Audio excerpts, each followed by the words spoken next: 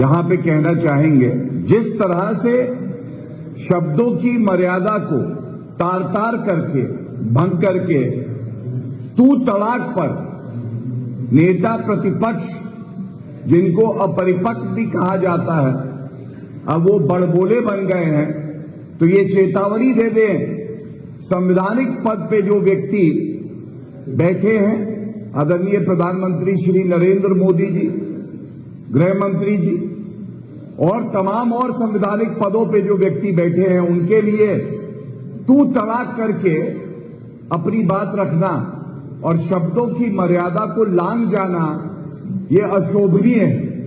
लेकिन फिर ये बात भी सच है कि राहुल गांधी ने ऐसा कोई कृत्य कभी किया ही कहाँ है जो शोभनीय हो, जो संवैधानिक दृष्टि से उचित हो। वो अपरिपक्व हैं, गलत भाषा का इस्तेमाल करते हैं और ये कहना गलत नहीं होगा, तू तड़ाक करना अब उनके डीएनए में आ गया है। ये देख के पूरे भारत की जनता और बिहार की जनता आहत है।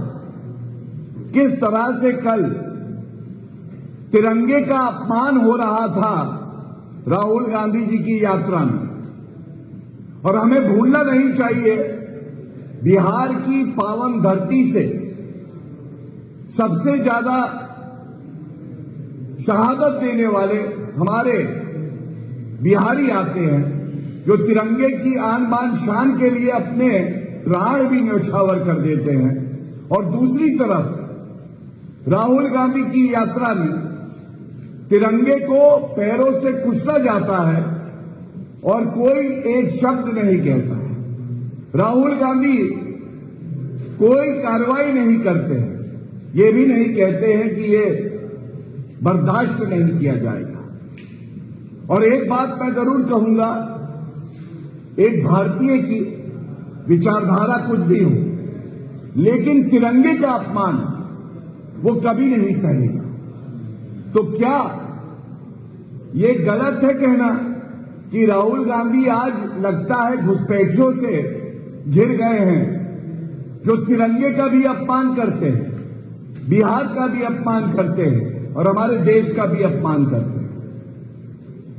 इसके साथ एक बात मैं और जोड़ना चाहूंगा, हमने देखा किस तरह से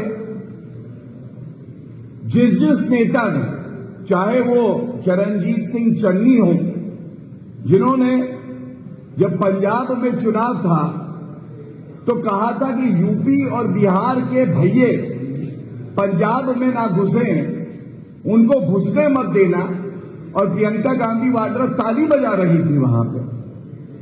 अब प्रियंका गांधी वाड्रा बिहार की धरती पर गई है, बिहार की जनता ने संज्ञान भी लिया है और उचित जवाब सही समय पे जरूर देगी। इसी तरह से डीएमके के दयानिधि स्टालिन कहते हैं कि बिहारी तो तमिलनाडु में शौचालय साफ करने आता है। आज स्टालिन जी, वही डीएमके के नेता जिन्होंने गाली दी, आज स्टालिन बिहार में थे।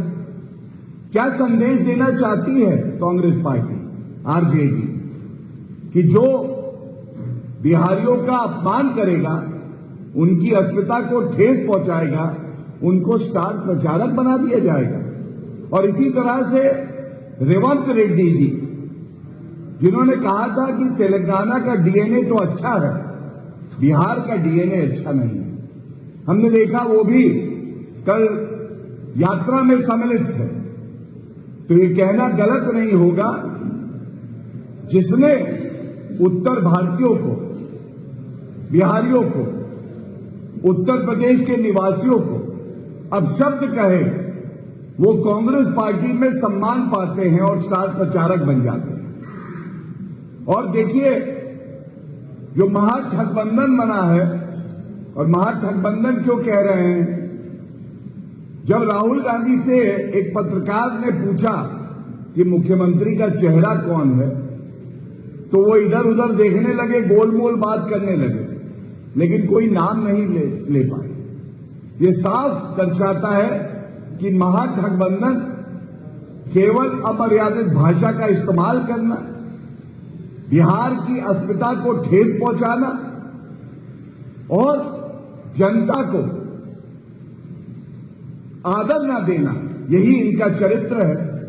और इनका करारा जवाब जनता भी देगी और हम लोग भी इस मुद्दे को पुरजोर तरीके से उठाएंगे, क्योंकि बिहार के सम्मान के साथ कोई समझौता नहीं हो सकता। सबसे बड़ा भ्रष्टाचारी और चोर परिवार कोई है तो नकली गांधी परिवार।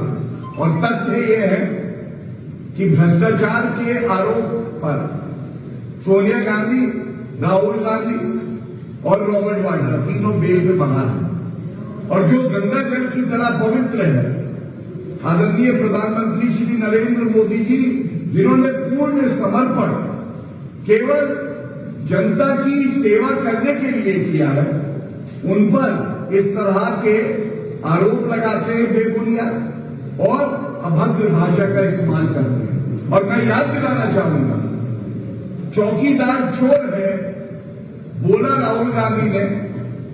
वो चुनाव तो हारे क्योंकि भारत की जनता ने जवाब दिया। सुप्रीम कोर्ट में हलफनामा देके माफी मांगी राहुल गांधी ने, क्योंकि जो वक्तव्य उन्होंने दिया था वो माननीय सर्वोच्च न्यायालय ने कहा ही नहीं। तो झूठा कौन? राहुल गांधी। भ्रष्टाचारी कौन? राहुल गांधी। और चोर कौन? नकली Gandhi.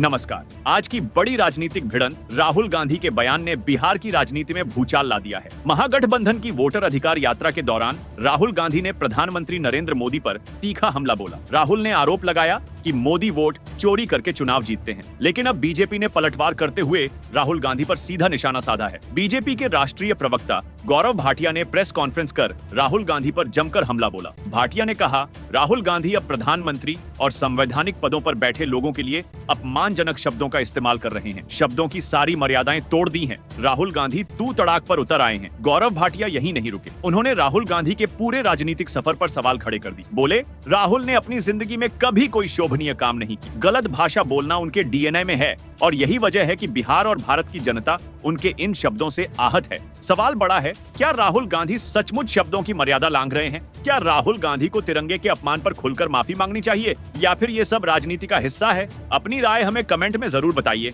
Subscribe now and press the bell icon. Never miss an update.